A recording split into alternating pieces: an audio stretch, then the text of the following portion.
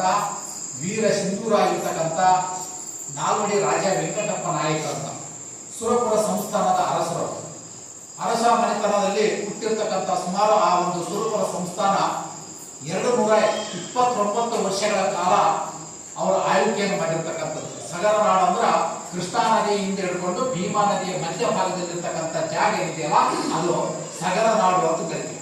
ಸಗರ ನಾಡಿನ ಅರಸರಾಗಿರ್ತಕ್ಕಂಥ ಇಡೀ ದಕ್ಷಿಣ ಭಾರತದ ಈ ಒಂದು ಬ್ರಿಟಿಷರ ವಿರುದ್ಧ ಹೋರಾಟ ಮಾಡಿರ್ತಕ್ಕಂಥ ಇಡೀ ದಕ್ಷಿಣ ಭಾರತದಲ್ಲಿರ್ತಕ್ಕಂಥ ಎಲ್ಲಾ ಸಂಸ್ಥಾನಗಳನ್ನು ಒಟ್ಟುಗೂಡಿಸಿ ಬ್ರಿಟಿಷರನ್ನ ಈ ಭಾರತ ದೇಶದಿಂದಲೇ ಓಡಿಸಬೇಕಂತಕ್ಕಂಥ ಸಂಕಲ್ಪವನ್ನು ಹೊಂದಿರತಕ್ಕಂಥ ಸ್ವತಂತ್ರ ಸೇನಾನಿ ಅಂತ ಕರಿತಾ ಇದ್ವಿ.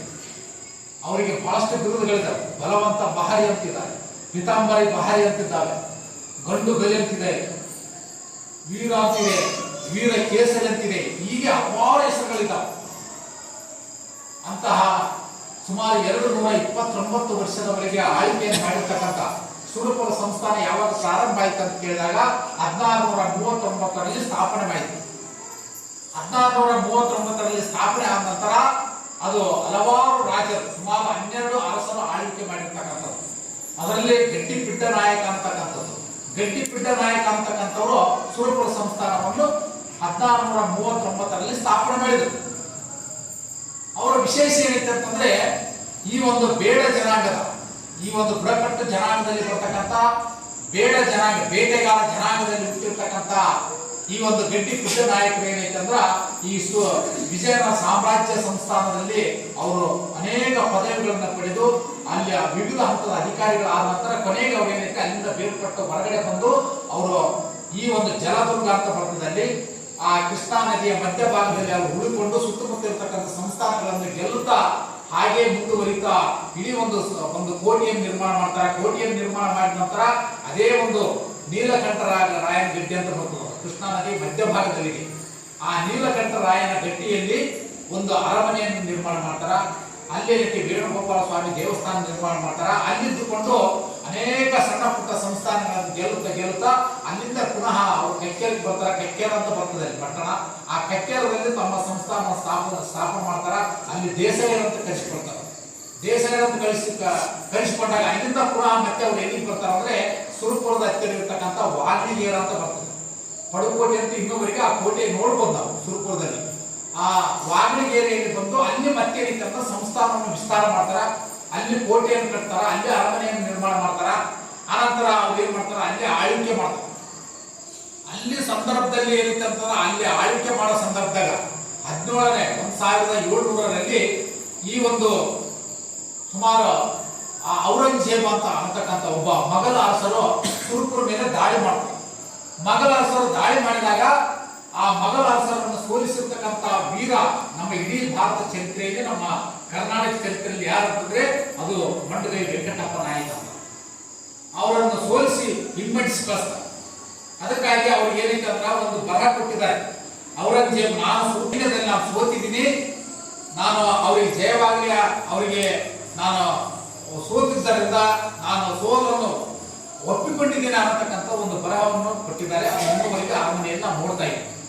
ಈ ರೀತಿಯಾಗಿರ್ತಕ್ಕಂಥ ಸುಮಾರು 12 ಅರಸರಲ್ಲಿ ಕೊನೆಯ ಅರಸನಾಗಿರ್ತಕ್ಕಂಥ ನಾಲ್ವಡಿ ರಾಜ ವೆಂಕಟಪ್ಪ ನಾಯಕರು ಅವರ ಆಳ್ವಿಕೆ 1843ಕ್ಕೆ ಪ್ರಾರಂಭ ಆಗ್ತದ. ಬಾಲ್ಯದಲ್ಲಿ ಇದ್ರೂ ಕೂಡ ಆ ಸಂದರ್ಭದಲ್ಲಿ ಬ್ರಿಟಿಷ್ ಅಧಿಕಾರಿಗಳು ಯಾರು ಇರ್ತಾರೆ ಅಂತಂದ್ರೆ ಬೇರೆ ಬೇರೆ ಅರಸ ಅಧಿಕಾರಿಗಳು ಇರ್ತಾರೆ. ದಾಲಹಂಸಿ ಅಂತ ಇರ್ತಾರ, ಅವರು ಗವರ್ನರ್ ಆಗಿರ್ತಾರ. ಕೆಳಗಡೆ ಏನಿತ್ತಂದ್ರ ಅನೇಕ ಅರಸರುಗಳಿರ್ತಾರೆ. ಕ್ಯಾಂಬಲ್ಸ್ ಇರ್ತಾರೆ, ಸ್ಟಿವನ್ ಇರ್ತಾರೆ, ಮೆಡೋಸ್ ಟೇಲರ್ ಅಂತ ಇರ್ತಾರೆ. ಇವರೆಲ್ಲ ಅಧಿಕಾರಿ ವರ್ಗದವರು ತಂಡ ಇರ್ತಾರೆ. ಇವರ ಮಧ್ಯದಲ್ಲಿ ಏನ್ ಮಾಡ್ತಾರ, 1843ಕ್ಕೆ ಸಣ್ಣ ಒಂದು ಚಿಕ್ಕ ವಯಸ್ಸಿನಲ್ಲಿ ಇರ್ತಕ್ಕಂಥ ಯಾರು ನಾಲ್ವಡಿ ರಾಜ ವೆಂಕಟಪ್ಪ ನಾಯಕ ಚಿಕ್ಕ ವಯಸ್ಸಿನಲ್ಲಿ ಆತನಿಗೆ ಪದಗ್ರಹಣ ಮಾಡ್ಬೇಕಂದಾಗ ಬ್ರಿಟಿಷರು ಅದನ್ನು ವಿರೋಧ ಮಾಡ್ತಾರೆ. ಏನೈತಿ ಬಾಲ್ಯ ಈ ಒಂದು ಸಣ್ಣ ವಯಸ್ಸಿನಲ್ಲಿ ಇರುವುದರಿಂದ ಅವರಿಗೆ ಯಾವುದೇ ಅಧಿಕಾರ ಕೊಡಕ್ ಬರಂಗಿಲ್ಲ, ನೀವು ಇದನ್ನು ಬ್ರಿಟಿಷ್ ಸರ್ಕಾರಕ್ಕೆ ಬಿಟ್ಟು ಕೊಡ್ಬೇಕಂತಕ್ಕಂಥ ಫಾರ್ಮನ್ನು ಹೊರಡಿಸ್ತಾರೆ ಬ್ರಿಟಿಷ್ ಅಧಿಕಾರಿಗಳು. ಹಾಗೇನ್ ಮಾಡ್ತಾರ ಅಂದ್ರ ರಾಣಿ ಈಶ್ವರಮ್ಮ ನನ್ನ ಮಗ ಚಿಕ್ಕವನಾದ್ರೂ ಪರವಾಗಿಲ್ಲ, ನಾನು ಈ ಒಂದು ಸಂಸ್ಥಾನವನ್ನು ಆಳ್ವಿಕೆ ಮಾಡ್ತಂತ ರಾಣಿ ಈಶ್ವರಮ್ಮ ನಾಲ್ವಡಿ ರಾಜ ವೆಂಕಟಪ್ಪ ನಾಯಕನ ತಾಯಿ. ತಂದೆ ಯಾರು ಅಂತಂದ್ರೆ ಕೃಷ್ಣಪ್ಪ ನಾಯಕ. ಕೃಷ್ಣಪ್ಪ ನಾಯಕ ಸ್ವರ್ಗಸ್ಥರಾಗಿರ್ತಾರೆ. ಸ್ವರ್ಗಸ್ಥರ ಆದ್ಮೇಲೆ ಅದ ಅಧಿಕಾರ ಜವಾಬ್ದಾರಿ ಯಾರಿಗೆ? ನಾಲ್ವಡಿ ವೆಂಕಟಪ್ಪ ನಾಯಕ ಚಿಕ್ಕವನು ಇರುವುದರಿಂದ ಅವರ ತಾಯಿ ಆಳ್ವಿಕೆ ಮಾಡ್ತಾರೆ. ತಾಯಿ ಆಳ್ವಿಕೆ ಮಾಡೋದನ್ನು ಬ್ರಿಟಿಷರು ವಿರೋಧ ಮಾಡ್ತಾರೆ. ಮತ್ತು ನಾಲ್ವಡಿ ರಾಜ ವೆಂಕಟಪ್ಪ ನಾಯಕ ಚಿಕ್ಕಪ್ಪನಾಗಿರ್ತಕ್ಕಂಥ ಪಿಡ್ಡ ನಾಯಕನು ಅದನ್ನು ವಿರೋಧ ಮಾಡ್ತಾನೆ. ವಿರೋಧ ಮಾಡಿದಾಗ ಆಗ ಬ್ರಿಟಿಷ್ ಅಧಿಕಾರಿಗಳ ಜೊತೆ ಹೊಂದಾಣಿಕೆ ಮಾಡಿಕೊಳ್ತಾನ ಪಿಡ್ಡ ನಾಯಕ. ಅವ್ರು ಹೇಳ್ತಾರ, ನನಗೆ ರಾಜ್ಯಭಾರವನ್ನು ವಹಿಸ್ಕೊಳಕ್ಕೆ ಹೇಳ್ಬೇಕು, ನೀವು ಬಂದಲ್ಲಿ ಸಂಧಾನ ಮಾಡಿ ಸುರಪುರ ಸಂಸ್ಥಾನ ಅರಸರಾಗಿ ಮಾಡ್ಬೇಕಂತ ಬ್ರಿಟಿಷರ ಹತ್ರ ಮನವಿ ಮಾಡಿಕೊಳ್ತಾನೆ ಪಿಡ್ಡ ನಾಯಕ. ಆಗ ಬ್ರಿಟಿಷ್ ಅಧಿಕಾರಿಗಳು ಬಂದಾಗ ಆಗ ರಾಣಿ ಈಶ್ವರಮ್ಮ ಆಗಿನ ಕಾಲದಲ್ಲಿ ಆಕೆ ಇಂಗ್ಲಿಷ್ ಅನ್ನು ಕಲಿತಿರ್ತಕ್ಕಂಥದ್ದು, ಎಲ್ಲಾ ಭಾಷೆಯನ್ನು ಬಲ್ತಕ್ಕಂಥದ್ದು, ಇಂಗ್ಲಿಷ್, ಹಿಂದಿ, ಕನ್ನಡ ಭಾಷೆಯನ್ನು ಮಾತಾಡ್ತಕ್ಕಂಥವ್ರು ರಾಣಿ ಈಶ್ವರಮ್ಮ. ಅಷ್ಟು ಬುದ್ಧಿವಂತಿ ಇರ್ತವ, ರಾಜಕೀಯ ಚಾಣಕ್ಯ ಇರ್ತದ, ಆಕೆಯಲ್ಲಿ ಚಾಣಕ್ಯತನ ಇರ್ತದ. ಆಗ ಆಕೆ ಹೇಳ್ತಲ್ಲ, ನನ್ನ ಮಗ ಚಿಕ್ಕನಾದ್ರ ಪರವಾಗಿಲ್ಲ, ನಾನೇ ಈ ಒಂದು ರಾಜ್ಯಭಾರ ನಿರ್ವಹಿಸ್ತೀನಿ ಅಂತಕ್ಕಂಥ ಮಾತನ್ನು ರಾಣಿ ಈಶ್ವರಮ್ಮ ಹೇಳಿ ಕಳಿಸ್ತಾಳ. ಆಗ ಅನಿವಾರ್ಯವಾಗಿ ಮತ್ತೆ ಬ್ರಿಟಿಷರು ಮತ್ತು ನಿಜಾಮರು ಕೂಡಿಕೊಂಡು, ಇಲ್ಲ ಎಟ್ಲಿಸ್ಟ್ ರಾಜ ಪಿಡ್ಡ ನಾಯಕ ಅವರ ಚಿಕ್ಕಪ್ಪನಿಗೆ ಏನೈತಿ ದಂಡನಾಯಕನಾಗಿ ಮಾಡಬೇಕು ಅಂತ ಹೇಳ್ತಾರೆ. ಆಗ ಪಿಡ್ಡ ನಾಯಕನ ದಂಡನಾಯಕನಾಗಿ ಮಾಡಿ ಪುನಃ ಆಳ್ವಿಕೆ ಮಾಡ್ತಾರ. ಆಳ್ವಿಕೆ ಮಾಡಿದಾಗ ಆಗ ನಿಜಾಮರ ಹತ್ರ ಸಾಲ ಮಾಡಿರ್ತಾರೆ ಸುರಪುರ ಅರಸರು. ಸಾಲ ಮಾಡಿದ್ದನ್ನು ಸಾಲ ತೀರಿಸಬೇಕಂತ ಅವ್ರ ಮೇಲೆ ಮೇಲೆ ಪತ್ರಗಳನ್ನು ಬರಿತಾ ಇರ್ತಾರೆ. ಆಗ ಬ್ರಿಟಿಷರಿಗೆ ಕಪ್ಪ ಕಾಣಿಕೆ, ಬ್ರಿಟಿಷರಿಗೆ ಏನೈತೆ ಪ್ರತಿ ವರ್ಷ ಇಷ್ಟಿಷ್ಟು ಕೊಡಬೇಕಾಗ್ತಕ್ಕಂಥ ಬೇಡಿಕೆ ನೀಡ್ತಾರೆ. ಇದರ ಮಧ್ಯದಲ್ಲಿ ಸಾಕಷ್ಟು ತೆರೆನೋವಾಗ್ತದೆ ರಾಣಿ ಈಶ್ವರಮ್ಮನಿಗೆ. ಬ್ರಿಟಿಷರಿಗೂ ಕೊಡಬೇಕು, ಈ ಕಡೆ ಹೈದರಾಬಾದ್ ನಿಜಾಮ್ನಿಗೆ ಸಾಲ ಮಾಡಿದೀವಿ, ಸಾಲ ಕೊಡಬೇಕು, ಇದೆಲ್ಲ ನಿರ್ವಹಿಸ್ಕೊಂಡು ಹೋಗ್ಬೇಕಾದ್ರೆ ನಮ್ಗೆ ಬಹಳ ಕಷ್ಟ ಆಗ್ತದ ಅಂತಕ್ಕಂಥ ಮಾತನ್ನು ಹೇಳ್ತಾರ. ಆಗ ಏನ್ ಮಾಡ್ತಾರ ಅಂತಂದ್ರೆ, ಕೊನೆಗೆ ರಾಣಿ ಈಶ್ವರಮ್ಮ ಹಲವಾರು ಕೆಲವೊಂದು ಲೆಕ್ಕಪತ್ರಗಳನ್ನು ಮಾಡೋದ್ರಲ್ಲಿ ಸ್ವಲ್ಪ ಅಲ್ಲಿ ಇರ್ತಕ್ಕಂಥ ದಿವಾನ್ ಚನ್ನಬಸಪ್ಪ ಅಂತ ಇರ್ತಾರ, ಹಾಗೆ ಭೀಮರಾಯ ಅಂತ ಒಬ್ರು ಇರ್ತಾರ. ಆ ಇಬ್ರು ದಿವಾನ್ರು ಏನ್ ಮಾಡ್ತಾರೆ, ಲೆಕ್ಕಪತ್ರ ತಪ್ಪು ಮಾಡಿಸಿ ಆ ಬ್ರಿಟಿಷರಿಗೆ ವರದಿ ಏನ್ ಮಾಡ್ತಾರ. ಬ್ರಿಟಿಷರ್ ಏನ್ ಮಾಡ್ತಾರೆ, ನೀವು ಮಾಡಿರ್ತಕ್ಕಂಥ ಸಂಸ್ಥಾನದಲ್ಲಿ ಲೆಕ್ಕಪತ್ರ ತಪ್ಪಿದೆ, ಇದನ್ನ ನಾವು ಪರಿಶೀಲನೆ ಮಾಡ್ಬೇಕಾ, ಇದಕ್ಕೆ ಒಬ್ಬ ಅಧಿಕಾರಿ ನೇಮಿಸ್ಬೇಕಂತ ತಿಳಿಸಿ ಅಲ್ಲಿಂದ ಒಬ್ಬ ಅಧಿಕಾರಿ ನೇಮಿಸ್ತಾರೆ. ಅಧಿಕಾರಿ ಯಾರು? ಮೆಡೋಸ್ ಟೇಲರ್ ಅಂತ, ಫಿಲಿಪ್ ಮೆಡೋಸ್ ಟೇಲರ್ ಅಂತಕ್ಕಂಥ ಅಧಿಕಾರಿ ನೇಮಿಸ್ತಾರ. ಆಗ ಮೆಡೋಸ್ ಟೇಲರ್ ಬಂದು ಎಲ್ಲ ಲೆಕ್ಕಪತ್ರ ನನಗೆ ನೋಡ್ಬೇಕು, ನಿಮ್ಮೆಲ್ಲ ಪರಿಶೀಲನೆ ಮಾಡ್ಬೇಕಂತಾಗ ಆಗ ಅದೆಲ್ಲ ಲೆಕ್ಕಪತ್ರಗಳನ್ನು ನೋಡಿದಾಗ ಬಹಳಷ್ಟು ತಪ್ಪುಗಳಾಗಿರ್ತಾವ, ದುರುಪಯೋಗ ಆಗಿದೆ, ನಾವು ಈಗಲೇ ರಾಣಿ ಈಶ್ವರಮ್ಮ ಬಂಧಿಸಬೇಕು, ಇಲ್ಲಾಂದ್ರೆ ಆಕೆ ಗಡಿಪಾರು ಮಾಡ್ಬೇಕಂತಕ್ಕಂಥದ್ದು ನಾಲ್ವಡಿ ವೆಂಕಟಪ್ಪ ನಾಯಕ ಚಿಕ್ಕವನು ಇರೋದ್ರಿಂದ ಆತನ ಕಡೆಯಿಂದ ಪತ್ರವನ್ನು ಬರೆಸಿ ಆಕೆ ಗಡಿಪಾರು ಮಾಡ್ತಾರೆ. ಗಡಿಪಾರು ಮಾಡಿದಾಗ ರಾಣಿ ಈಶ್ವರಮ್ಮ ಏನ್ ಮಾಡ್ತಾರ ಅಂತಂದ್ರೆ, ಅಲ್ಲಿಂದ ತನ್ನ ತವರು ಮನೆ ಆಗಿರ್ತಕ್ಕಂಥ ರತ್ನಗಿರಿ ಅಂತ ಬರ್ತದೆ ಆಂಧ್ರದಲ್ಲಿ. ಆ ರತ್ನಗಿರಿ ಹೋಗ್ತಾರ, ರತ್ನಗಿರಿ ತವರು ಮನೆ, ಅಲ್ಲಿ ಹೋಗಿ ಉಳ್ಕೊಂತಾರ. ಉಳ್ಕೊಂಡ ನಂತರ ಇಲ್ಲಿ ನಾಲ್ವಡಿ ವೆಂಕಟಪ್ಪ ನಾಯಕ ಚಿಕ್ಕವನು ಇರೋದ್ರಿಂದ ಆತನಿಗೆ ವಿದ್ಯಾಭ್ಯಾಸ ಜವಾಬ್ದಾರಿ ಮತ್ತು ಯಾರು ರಾಣಿ ಈಶ್ವರಮ್ಮ ತಂಗಿ ವೆಂಕಮ್ಮ ಅಂತ ಇರ್ತಾರ, ಆ ವೆಂಕಮ್ಮನ ಏನ್ ಮಾಡ್ತಾರ ಅಂದ್ರ ನಾಲ್ವಡಿ ವೆಂಕಟಪ್ಪ ನಾಯಕ ಲಾಲನೆ ಪೋಷಣೆ ಮಾಡುವುದರಿಂದ ಆಕೆ ತಂಗಿಯನ್ನು ಬಿಟ್ಟು ಹೋಗ್ತಾರ. ಆಗ ವೆಂಕಮ್ಮ ಏನ್ ಮಾಡ್ತಾರ, ನಾಲ್ವಡಿ ವೆಂಕಟಪ್ಪ ನಾಯಕ ಪಾಲನೆ ಪೋಷಣೆ ಮಾಡ್ತಾ ಮತ್ತು ಈ ಕಡೆ ಮೆಡೋಸ್ ಟೇಲರ್ ಏನ್ ಮಾಡ್ತಾರ, ಆ ನಾಲ್ವಡಿ ವೆಂಕಟಪ್ಪ ನಾಯಕ ಒಳ್ಳೆ ವಿದ್ಯಾಭ್ಯಾಸ ಕೊಡ್ಬೇಕು, ಎಲ್ಲಾ ವಿದ್ಯಾಭ್ಯಾಸ ಕೊಡ್ಬೇಕಂತಕ್ಕಂಥದ್ದು ಈ ಯಾವ ರಾಜನಿಗೆ ಎಷ್ಟು ವಿದ್ಯೆಗಳನ್ನು ಕಲಿಸ್ಬೇಕು, ಇವತ್ತು ಶಸ್ತ್ರಾಭ್ಯಾಸ ಇರ್ಬೋದು, ವಿದ್ಯಾಭ್ಯಾಸ ಇರ್ಬೋದು, ಆಂಗ್ಲ ಭಾಷೆ ಇರ್ಬೋದು, ಇವೆಲ್ಲ ಕಲಿಸೋದಕ್ಕ ಒಬ್ಬ ಮಾರಮ್ಮ ಅಂತಕ್ಕಂಥ ಒಬ್ಬ ಉಪನ್ಯಾಸಕ ನೇಮಿಸಿ ಆತನ ವಿದ್ಯಾಭ್ಯಾಸ ಕಲಿಸ್ತಾರೆ.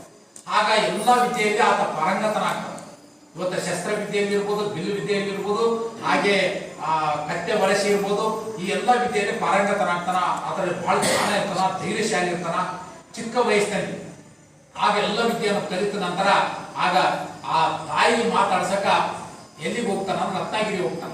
ರತ್ನಗಿರಿ ಹೋದಾಗ ತಾಯಿ ಹೇಳ್ತಾಳ, ನೋಡಪ್ಪ ನನ್ನನ್ನು ಗಡಿಪಾರು ಮಾಡಿದ್ದಾನೆ ಮೆಡೋಸ್ ಟೇಲರ್ ಮತ್ತು ಬ್ರಿಟಿಷ್ ಅಧಿಕಾರಿಗಳು ಕೂಡಿ ಕುತಂತ್ರದಿಂದ ನನ್ನನ್ನು ಗಡಿಪಾರು ಮಾಡಿದರೆ, ಪುನಃ ನೀನು ನಿನ್ನಲ್ಲಿ ರಾಜ ಕೃಷ್ಣಪ್ಪ ನಾಯಕ ರಕ್ತ ಹರಿತಾ ಇದ್ದಾರೆ, ನೀನ್ ನಿಜವಾಗಿರ್ತಕ್ಕಂಥ ರಾಜನೇ ಆಗಿದ್ದಾರೆ, ನಿಜವಾಗಿರ್ತಕ್ಕಂಥ ಬುಡಕಟ್ಟು ಬೇಡ ಜನಾಂಗದ ಆಗಿದ್ರೆ ಆ ಸುರಪುರ ಕಬಳಿಸಿರ್ತಕ್ಕಂಥ ಮೆಡೋಸ್ ಟೇಲರ್ ಅಲ್ಲಿಂದ ಓಡಿಸಬೇಕು, ಬ್ರಿಟಿಷ್ ಅಧಿಕಾರಿ ಏನೈತೆ ಅಧಿಕಾರಿ ಇದೆಯಲ್ಲ ಅಧಿಕಾರವನ್ನು ವಿರೋಧಿಸಬೇಕು, ನೀನೇ ಸ್ವತಃ ರಾಜನಾಗಿ ನಿಲ್ಲಬೇಕಂತ ಅನೇಕ ತನ್ನ ಹಿರಿಯರು ಮಾಡಿರ್ತಕ್ಕಂಥ ಪವಾಡಗಳು, ಹಿರಿಯರು ಮಾಡಿರ್ತಕ್ಕಂಥ ಸಾಧನೆಗಳು, ಮಂಡಗೈ ವೆಂಕಟಪ್ಪ ನಾಯಕ ಇರ್ಬೋದು, ಪಿತಾಂಬರ ಬಹಾರಿ ಪಿಡ್ಡ ನಾಯಕರವರು ಮಾಡಿರ್ತಕ್ಕಂಥ ಸಾಧನೆಗಳಿರ್ಬೋದು, ಗೆಡ್ಡಿ ಪಿಡ್ಡ ನಾಯಕ ಮಾಡಿರ್ತಕ್ಕಂಥ ಸಾಧನೆಗಳಿರ್ಬೋದು, ಅವೆಲ್ಲ ಸಾಧನೆಗಳನ್ನು ಮಗನಿಗೆ ಹೇಳಿ ಮಗನಲ್ಲಿ ರೋಷಾಗ್ನಿ ಹುಟ್ಟಿಕೊಳ್ಳುವ ಹಾಗೆ ಆ ಕಥೆಗಳನ್ನು ಹೇಳ್ತಾರೆ.